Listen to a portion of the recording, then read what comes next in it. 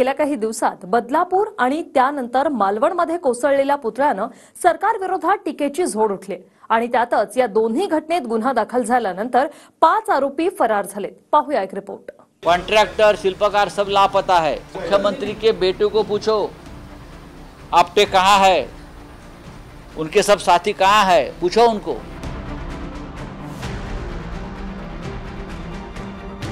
गुन्हा दाखल झाल्या आरोपी फरार होण्याची मालिका अखंडितपणे सुरू आहे।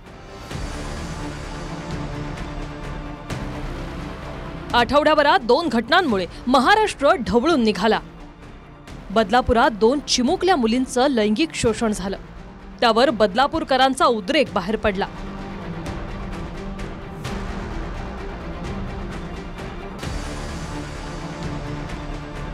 आणि दुसऱ्या घटनेत मालवणमध्ये 8 महिन्यापूर्वीच पंतप्रधान मोदींच्या हस्ते उद्घाटन झालेला छत्रपती शिवाजी महाराजांचा पुतळा कोसळला।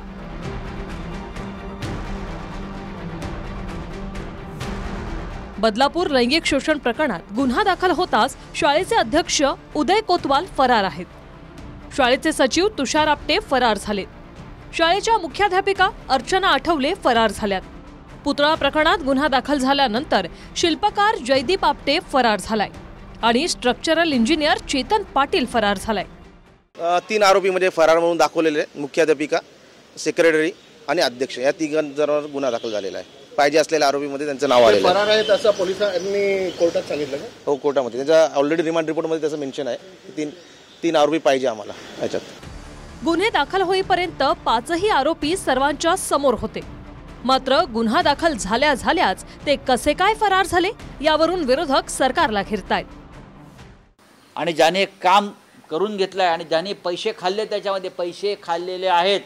शिवाजी महाराजांच्या पुतळ्यामध्ये कोट्यावधी रुपये खाल्ले आहेत। हे ठाणे कनेक्शन आहे। कॉन्ट्रैक्टर शिल्पकार सब लापता है। मुख्यमंत्री के बेटे को पूछो आपटे कहाँ है, उनके सब साथी कहाँ है, पूछो उनको। जे कोणी ज्यांच्यावर गुन्हे दाखल झाले असतील ते कुठेही पळून गेले तरी त्यांना शोधून काढू आणि त्यांच्यावर कारवाई करू। काल शिल्पकार जयदीप आपटेनेही काही माध्यमांना फोनवरून प्रतिक्रिया दिली होती। आपण स्वतः घटनास्थळावर जात असल्याचं त्याने सांगितलं, मात्र प्रत्यक्षात तो घटनास्थळावर न जाता नॉट रिचेबल झाला। सध्या त्याचा फोनही बंद आहे आणि घरालाही कुलूप आहे। आपण जर बघितलं, छत्रपती शिवाजी महाराजांचा जो पुतळा आहे तो कोसळल्यानंतर शिवप्रेमीमध्ये मोठं नाराजी आपल्याला पाहायला मिळत आहेत। शिल्पकार जयदीप आपटे हा कल्याणमध्ये वास्तव्याला आहे, मात्र पोलिसांनी गुन्हा दाखल करता जयदीप आपटे यांनी आपल्या घराला कुलूप लावून नॉट रिचेबल झाले आहेत। तर जयदीप आपटे हे ह्यांना शिल्पकार जे आहेत त्यांच्यावर 7-8 महिन्यापूर्वी छत्रपती शिवाजी महाराजांचा पुतळा तयार करण्यात आला होता आणि कुठलाही अनुभव त्यांना नसताना देखील त्यांना शिल्पकार छत्रपती शिवाजी महाराजांचा पुतळा का दिला होता असा देखील प्रश्न या ठिकाणी उपस्थित होत आहे। कारण की कुठलाही अनुभव नसताना पुतळा उभारण्याचं काम जयदीप आपटेला नेमका का दिला असा प्रश्न आता शिवप्रेमी विचारत आहे। हा पुतळा नेव्हीने तयार केलेला आहे, हा काही राज्य सरकारने तयार केलेला नाही। अशा प्रकारची घटना झाल्यानंतर एकतर त्याची योग्य चौकशी झाली पाहिजे। नेव्हीने ही गोष्ट गांभीर्याने घेतली असल्यामुळे नेव्हीने चौकशी समिती तयार केली, टीम तयार केली। ती टीम त्या ठिकाणी येऊन गेली आहे। त्यामुळे नेव्ही या संदर्भात चौकशी करून उचित कारवाई करेल, जे दोषी असतील त्यांच्यावर कारवाई करेल। अरे ये देवेंद्र फडणवीस छत्रपति शिवाजी महाराज के दुश्मन है। हाँ, नेवी ने क्या बनाया था? PWD ने बनाया है, सरकार ने बनाया है। आपकी सरकार जिम्मेदार है फडणवीस जी। आप ज़्यादा हमारा मुंह मत खोलने को मजबूर करिए हमें। यह आपका पाप है। छत्रपति शिवाजी महाराज दुश्मनों से नहीं हारे, बीजेपी के भ्रष्टाचार से हारे हैं। महाराष्ट्रातल्या अनेक ज्येष्ठ शिल्पकारांनी या कामात भ्रष्टाचाराचा संशय व्यक्त केलाय। शिल्पकार जयदीप आपटेने 3D प्रिंटिंगद्वारे बनवलेलं मॉडेल, कमी वेळात पुतळा बनवण्यासाठी करण्यात आलेला आग्रह या साऱ्यावर शिल्पकार भगवान रामपूर यांनी बोट ठेवलंय।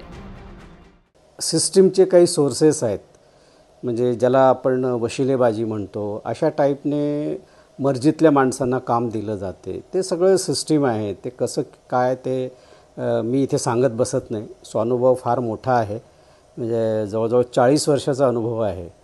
आणि म्हणून मी टेंडर पद्धतीने काम करणं जवळजवळ 20 वर्ष झालं बंद केलेलं आहे. कारण निविदा सिस्टीममध्ये कामं जर तुम्ही कलावंतांना दिलात तर जे स्वस्त असते तर स्वस्तामध्ये तुम्हाला चांगलं काम, दर्जेदार काम आणि उत्कृष्ट कामची कशी अपेक्षा करता तुम्ही. आणि यात चांगले कलावंत बाजूला होतात, जसं मी किंवा आणखीन काही चांगले कलावंत आहेत आपल्या महाराष्ट्रात, भारतात. ते लोक या स्पर्धेत भाग घेत नाही.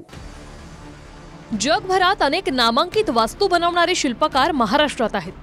मात्र तरी फार अनुभव नसलेल्या एका 24 वर्षाच्या तरुणाला कुणी कंत्राट मिळवून दिलं, याबद्दलही प्रश्न केले जात आहेत.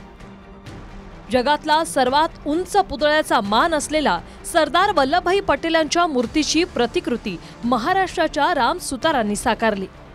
आजही वादळवारा झेलत हा पुतळा व्यवस्थितपणे उभा आहे. मध्य प्रदेशातील आद्य शंकराचार्यांची 108 फूट उंचीची आद्य शंकराचार्यांचा पुतळा महाराष्ट्राच्या भगवान रामपूर यांनी साकारला. पुतळ्यातले बारकावे, चेहऱ्यावरचे हावभाव, चेहऱ्याची लांबी आणि पुतळ्याच्या उंचीमधलं योग्य गणित याशिवाय वादळवाऱ्यांच्या अभ्यासाअंती ही मूर्ती उभारली गेली. मात्र मालवणात उभारण्यात आलेल्या छत्रपती शिवाजी महाराजांच्या पुतळ्यात असंख्य त्रुटी होत्या. महाराजांच्या हाताची लांबी आणि उंचीत विसंगती दिसत होती.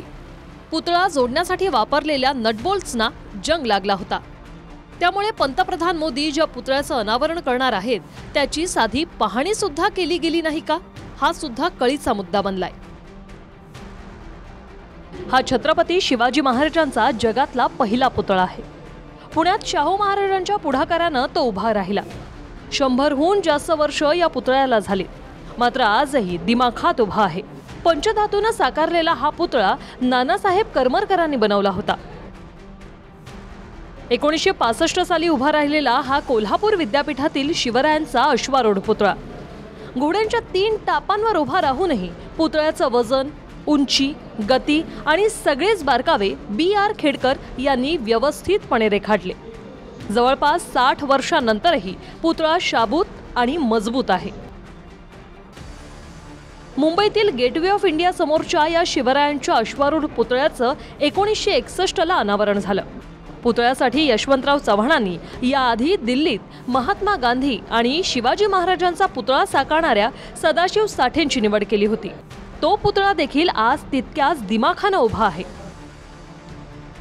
महाराष्ट्र जशी महापुरुष आणि संतांची भूमी आहे, तसंच या भूमीत त्या महापुरुषांच्या पराक्रमाला हुबेहूबपणे आपल्या हातांनी साकारणारे अनेक जगविख्यात शिल्पकारही आहेत. पुतळे म्हणजे रस्ते नाहीत जे दरवर्षी नव्यानं बांधता येतील. त्यात जर समुद्र किनाऱ्यावर पुतळा उभा राहत असेल तर किमान 50 वर्षांचं आयुष्य पुतळ्याचं असेल याची खातरजमा केली जाते. त्यासाठी अनुभवीच लोक निवडली जातात. पण मालवणात शिल्पकार म्हणून 24 वर्षाच्या तरुणाची निवड कुणाच्या सांगण्यावरून केली गेली यावर अद्याप तपास सुरू असल्याचं उत्तर मिळतंय. पुतळा प्रकरणात आपटे आणि पाटील विरोधात नोंदवलेल्या FIR मध्ये हत्येच्या प्रयत्नाचा गुन्हा दाखल झालाय. पुतळा कोसळून जीवितहानी होऊ शकते याची जाणीव असून देखील निकृष्ट पुतळा उभारण्यात आला. शिल्पकार आणि इंजिनियर संगनमतानं पुतळा उभारून हे काम केलं. पुतळा कोसळून पर्यटकांच्या मृत्यूची शक्यता होती. त्यामुळे आरोपींनी मृत्यू घडवून आणण्यासाठीच कृती केली आहे. सरकारी निधीचा गैरवापरानं सरकारची फसवणूक झाली आहे. मात्र इंजिनियर चेतन पाटील आरोप फेटाळत आहेत. पुतळ्याचा मी कन्सल्टंट नव्हतोच, आपण फक्त फाउंडेशनचा आराखडा दिला होता. नौदलानं आपल्याला कोणतीही वर्क ऑर्डर दिली नव्हती असं चेतन पाटील म्हणतायत. मात्र या पुतळ्याच्या दर्जासंदर्भात छत्रपती संभाजीराजे किंवा इतिहासकार इंद्रजीत सावंत अनेक महिन्यांपासून जे पत्रव्यवहार करत होते त्यावर संबंधित यंत्रणांनी कारवाई का केली नाही? नटबोल्ट गंजल्यामुळे पुतळा विद्रूप झालाय असं सरकारच्या PWD खात्यानं नौदलाला पत्र लिहूनही त्यावर पावलं का उचलली गेली नाही? स्वतः PWD विभाग यात पुढाकार न घेता दुर्घटनेची वाट पाहत बसलं होतं का? असे अनेक प्रश्न अनुत्तरित आहेत. मात्र FIR मध्ये शिल्पकार आणि स्ट्रक्चरल इंजिनियरचा नाव वगळता इतर कोणताही उल्लेख नाही.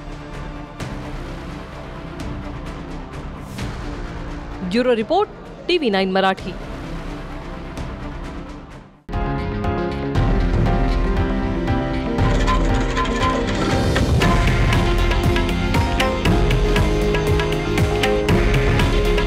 हे आहे देशातील नंबर 1 न्यूज नेटवर्क आणि आपण पाहत आहात TV9 मराठी.